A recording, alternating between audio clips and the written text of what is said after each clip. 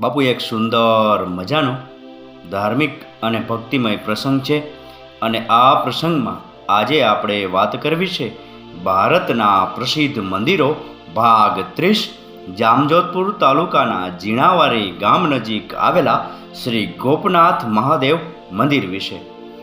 ગોપનાથ અથવા ગોપેશ્વર મહાદેવ મંદિર ભારત દેશના પશ્ચિમ ભાગમાં આવેલા ગુજરાત રાજ્યના સૌરાષ્ટ્ર વિસ્તારના જામનગર જિલ્લામાં આવેલા જામજોધપુર તાલુકામાં આવેલા મોટી ગોપ અને જીણાવારી ગામ નજીક આવેલું એક પ્રાચીન શિવ મંદિર છે. આ મંદિરે લાલપુરથી ભાણવર જતા 3 પાટિયા રસ્તાથી ગોપના ડુંગર પર 6 કિલોમીટર જેટલા સડક માર્ગ દ્વારા અથવા 500 જેટલા પગથિયા ચડી પહોંચી શકાય છે. આ ગોપ ડુંગર દરિયાઈ સપાટીથી આશરે 330 મીટર 1082 ફૂટ જેટલી ઊંચાઈ અને આશરે 2 ચોરસ કિલોમીટર જેટલો વિસ્તાર ધરાવે છે. તળિયેથી આ ડુંગર આશરે 150 મીટર 492 ફૂટ જેટલી ઊંચાઈ ધરાવે છે. ગોપનું મંદિર આશરે ઈસવીસન 575 થી 650ના સમયનું છે અને ગુજરાતમાં પથ્થરોથી બનેલા અને બાકી રહેલા મંદિરોમાંનું એક છે.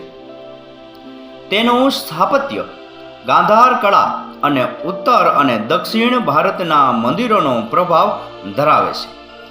આ મંદિરમાં ગર્ભગૃહ ચોરસ છે, જેની આજુબાજુ બેવડા ચોગાનો આવેલા છે. તે વિશિષ્ટ પ્રકારનું શિખર ધરાવે છે. તે વર્તુ નદીના કાંઠા પર અને બરડા પર્વતમાળાના ગોપ શિખરની દક્ષિણ પશ્ચિમ દિશામાં આવેલું છે. ગોપ શિખર પર આવેલા આ મંદિરને ગોપેશ્વર અથવા ગોપનાથ તરીકે ઓળખવામાં આવે છે. આ પ્રાચીન મંદિર સૌરાષ્ટ્ર તેમજ ગુજરાતમાં સૌથી જૂનું હયાત એવું પથ્થરનું બનેલું મંદિર ગણાય છે. તેનો સમય જોકે વિદ્વાનોમાં વિવાદાસ્પદ છે.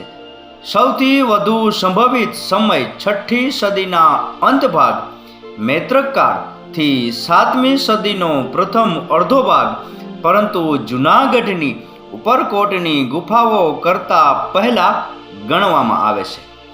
આ મંદિર ભારત સરકારના પુરાતત્વ ખાતા દ્વારા રક્ષિત સ્મારક છે. આ મંદિર સાથે ગોપી અને ભગવાન શ્રી કૃષ્ણની લોકકથા જોડાયેલી છે. 5000 વર્ષ પહેલા ભગવાન શ્રી કૃષ્ણે ગોપ લોકો સાથે ગોપનાથ મહાદેવની સ્થાપના કરેલી. ઇતિહાસ પ્રમાણે ગોપનાથની બાજુમાં જીણાવારી ગામ છે.